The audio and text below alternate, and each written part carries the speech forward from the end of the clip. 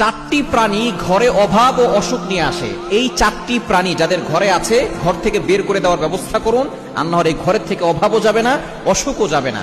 নবীজি সাল্লাল্লাহু আলাইহি ওয়াসাল্লাম আমাদেরকে জানিয়ে দিয়েছেন। নাম্বার 1, এক নাম্বার হচ্ছে টিকটিকি।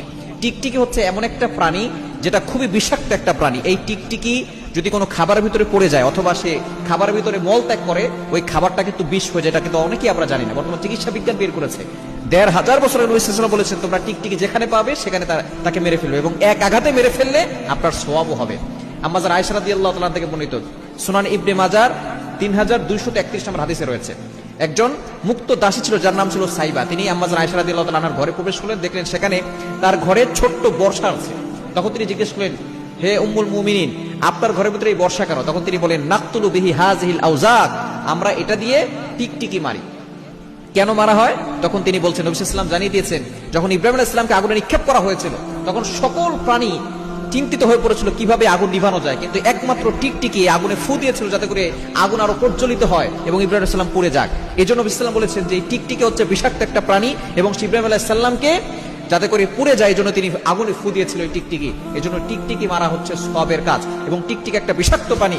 যেই ঘরে টিকটিকি থাকে ওই ঘরে কোনো বরকত থাকে না। দ্বিতীয় নাম্বার হচ্ছে কুকুর। আমরা বর্তমানে কুকুর বেডরুমে ঢুকিয়ে নিয়ে যাই। আপনি ঘর পাহারা দেওয়ার জন্য আপনি নিচতলা অথবা আলাদা করে একটা ছোট একটা বাসা করে সেখানে আপনি কুকুর রাখতে পারেন, তবে কুকুর আপনি বেডরুমে নিয়ে যাবেন না। কেননা নবী সাল্লাল্লাহু আলাইহি ওয়াসাল্লাম জানিয়ে দিয়েছেন, লা তাদখুলুল মালায়েকা বাইতান ফিহি কালবুন ওয়ালা সূরা, যেই ঘরের ভিতরে কুকুর এবং কোনো প্রাণীর ছবি থাকে ওই ঘরে রহমতের ফেরেশতারা প্রবেশ করে না, এবং যেই ঘরে রহমতের ফেরেশতারা থাকে না ওই ঘরের ভিতরে অভাব লেগেই থাকে, অসুখ বিসুখ যায় না। এজন্য দ্বিতীয় নাম্বার হচ্ছে কুকুর। ৩ নাম্বার হচ্ছে মাছি।